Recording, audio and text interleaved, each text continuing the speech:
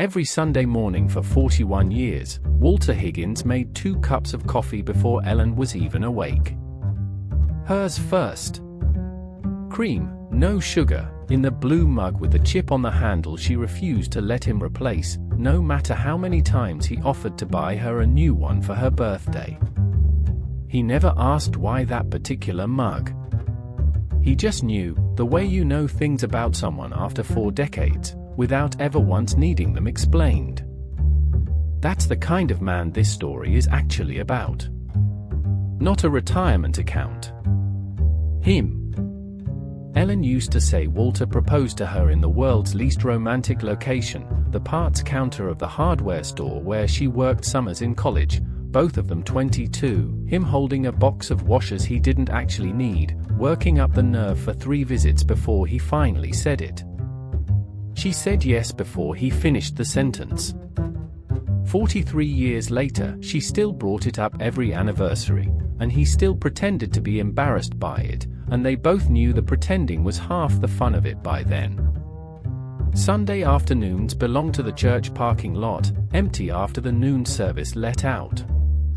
That's where Walter taught Melissa to ride a bike, running behind her with one hand hovering an inch off the seat long after she didn't need it there anymore, and 11 years later, to drive a stick shift in that same lot, stalling out 12 times before she got it, both of them laughing too hard to be annoyed. Same running joke, both decades, brakes still down there, kiddo, same place it was yesterday, until the day she finally stopped needing him to say it, and some small part of him missed hearing himself say it anyway. At the plant, Walter had a reputation nobody wrote down anywhere, but everybody knew it. Danny Ruiz showed up as a 19-year-old apprentice who could barely read a talk spec, nervous, dropping tools, certain he was about to get fired his first week. Walter spent 2 years teaching him machines and one particular piece of advice that had nothing to do with machines at all: fix the thing you can see. Then go looking for the thing you can't. Danny runs his own shop now, 3 bays and a waiting list. He still says it to his own guys, word for word, the way people repeat the sentences that actually change something in them. And there was the winter Melissa's car broke down 200 miles away at college, 11 at night, in a snowstorm the local news was calling dangerous, telling everyone to stay off the roads. Walter didn't debate it. He didn't call it heroic either. He just got in the truck, told Ellen he'd call from the road, and was there by 2 in the morning with a thermos of coffee and a spare battery. He never once, in 20 years since, brought it up as anything other than an ordinary Tuesday. This is who retired that spring, at 65, to a cake that said "Happy Retirement, Walt," and 40 co-workers packed into a break room that smelled like coffee and sheet cake. Danny came, even though he'd left the plant years earlier. Frank, from 2 doors down, gave a toast that made Ellen laugh so hard she had to sit down. Walter had run the numbers for times on 4 different calculators. Everyone said the same thing. He was fine. He believed it completely, the way a man believes something he's never had a real reason to doubt. Melissa came to Sunday dinner almost every week that first year of retirement, her husband Tom, their son Ben, 5 years old and obsessed with dinosaurs, filling the house with a noise it hadn't had in years. Ben called the good coffee mug Grandma's blue cup before he could say much else. Tom and Walter argued cheerfully about football teams neither of them actually watched that closely. Walter loved those Sundays more than he ever said out loud.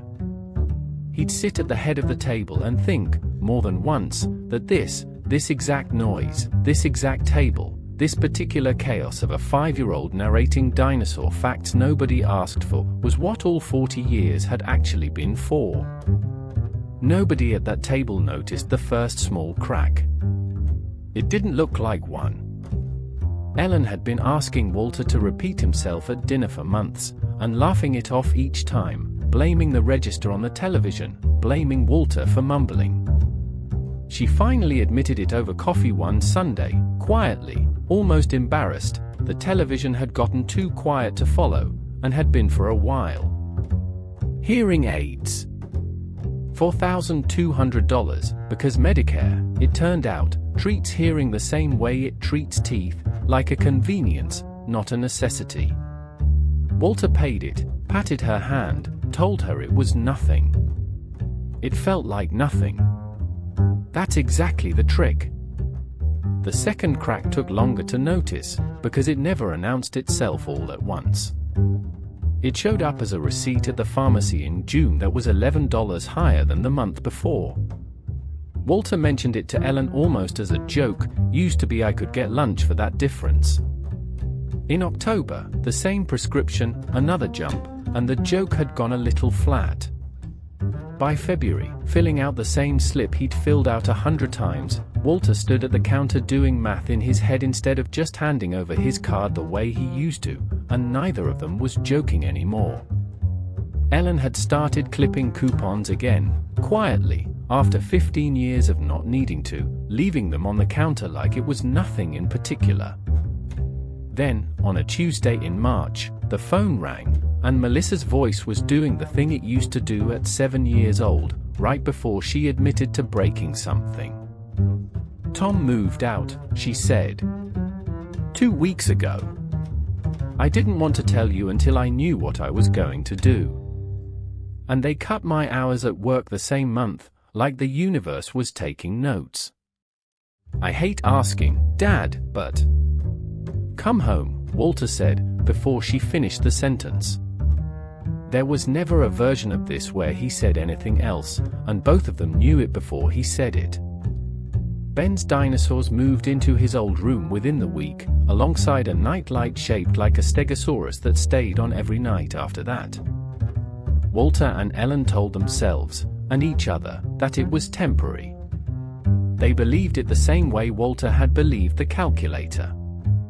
Neither of them knew, and it wouldn't have changed a single thing if they had, that nearly half of American adult children move back home at some point, and in nearly 4 out of 10 of those houses, the parents end up saying it touched their own retirement savings.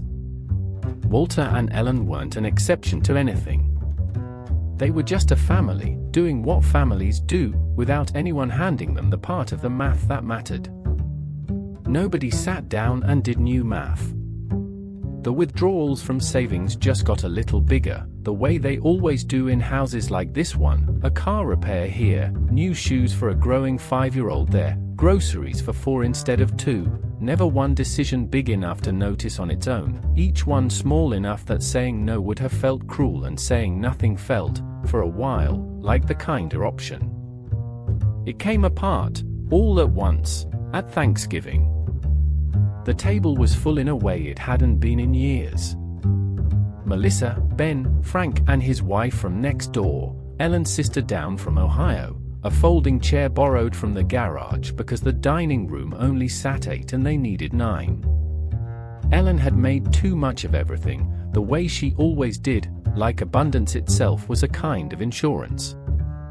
Someone made a joke about how Ben was going to eat them out of house and home, the way people do at Thanksgiving, not meaning anything by it. Ben laughed so hard milk nearly came out of his nose, and for a second, the whole table was exactly what Walter had always pictured retirement being. Walter laughed a half second too late. Small. Almost nothing. Ellen noticed anyway, 41 years gives you an ear for the half-second delays in a person. Melissa noticed Ellen noticing. Dad, Melissa said, quiet, into a table that had gone quiet with her, forks paused mid-air. Is something wrong? He tried to wave it off, the way he'd been waving it off for 4 months, the way he'd spent 38 years being the guy other people brought their problems to, never the other way around, not once in 4 decades. But something about the whole table looking at him at once, the same table that had held every good Sunday of the last 2 years, broke something loose that for months of silence hadn't managed to. I don't know how much longer the money lasts, he said. The words came out smaller than he meant them to, swallowed halfway by the sound of Ellen's sister setting down her fork. I've been doing math at the kitchen table at night for 4 months and I don't know how to make it come out right. I didn't want to ruin this for anybody. I think I just ruined it anyway, saying it right now, at Thanksgiving, in front of everybody. Nobody said anything for a moment that felt much longer than it actually was.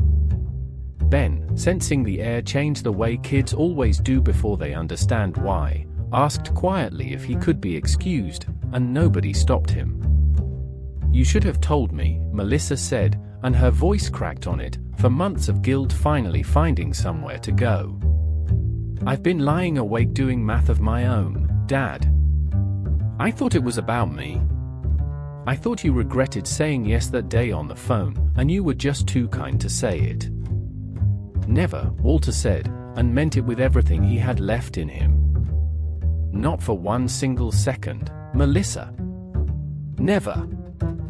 Ellen reached over and took his hand on top of the table, in front of everyone, which she almost never did, not because she wasn't affectionate, but because some things, in this family, had always stayed private between just the two of them. "Not tonight. We should have said something in October," she said, loud enough for the whole table. "Both of us. I've known something was wrong since the coupon started again, and I let you carry it alone because I was scared of what saying it out loud would make real. It wasn't a fix. Nothing got resolved that night, not really. The pharmacy bill didn't shrink, the withdrawal rate didn't correct itself, Melissa didn't magically have an apartment by morning. It was just the first true thing anyone at that table had said out loud in 4 months, and it turned out to matter more than any of the silence that came before it. Frank called 2 days later, the way old friends do when they've heard just enough secondhand to know someone needs a hand. He didn't lecture, and he didn't make a thing of it, just showed up on the porch with 2 coffees like it was any other Tuesday. He gave Walter one name, Diane, a planner who charged for advice instead of selling products, meaning she had nothing riding on which answer she gave him. "She won't tell you what you want to hear," Frank said. "She'll tell you what's actually true. Different thing. Better thing, in the long run." Walter almost didn't make the call. 38 years of being the guy other people brought their problems to, and it took him most of a week to work up the nerve to be the one asking for once. Diane didn't perform sympathy, and she didn't perform alarm either. She sat across from Walter at that same kitchen table, looked at the number he'd circled 4 times in his own handwriting, and said the thing that actually helped. "None of this happened because you did something foolish," she said. "It happened because nobody ever handed you the parts of the instruction manual that mattered most, what Medicare actually skips, how fast health costs really climb compared to everything else, what it costs, month over month, to say yes to your daughter, what an early Social Security check locks in for good. You did the responsible thing for 40 years, Walter. Nobody ever told you responsible wasn't the same as informed." She didn't hand him a lecture. She handed him numbers, spoken plainly, the way a doctor tells you what's actually on the scan instead of dancing around it. The average retiree budget's around $75,000 for healthcare, she told him. The real number for a couple your age is closer to $345,000, and that's before long-term care, which almost 7 in 10 of us end up needing in some form. Healthcare costs climb at nearly double the rate everything else does. And claiming Social Security at 62 instead of waiting locks in a check that's roughly 30% smaller, for good, no matter what happens later. She let that sit for a second. "None of that was ever explained to you at the retirement party, Walter. It should have been."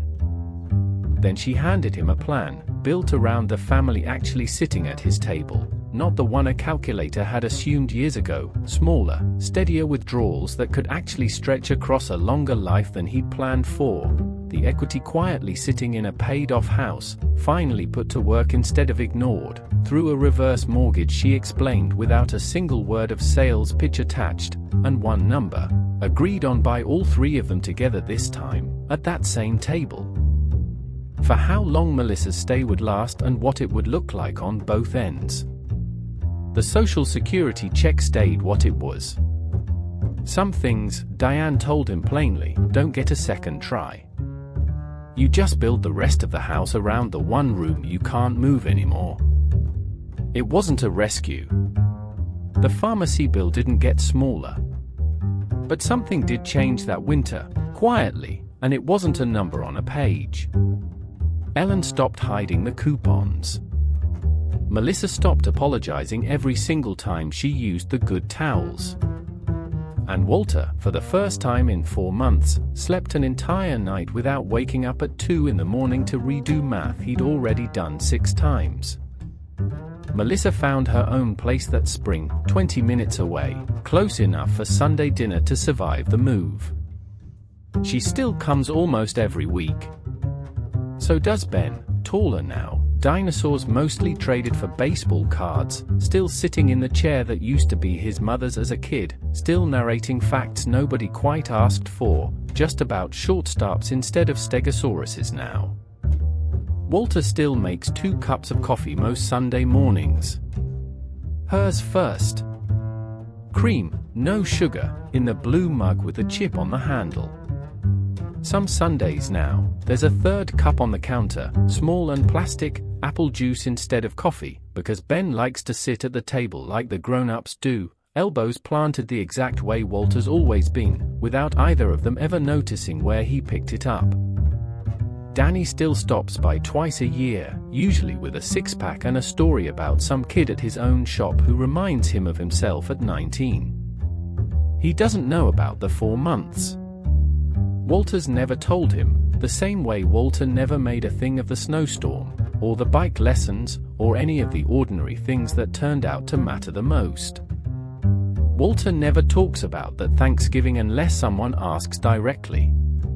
When he does talk about it, he doesn't mention the calculator, or the withdrawal rate, or the reverse mortgage sitting quietly in a drawer of paperwork he barely thinks about anymore. He talks about the folding chair from the garage. About Ben nearly choking on milk from laughing. About the exact half-second where Ellen noticed something in his laugh that even he hadn't noticed yet.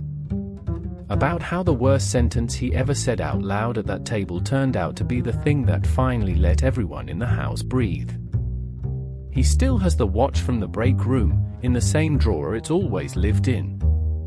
He takes it out sometimes now, turns it over once in his hand, and puts it back without quite knowing why he took it out at all.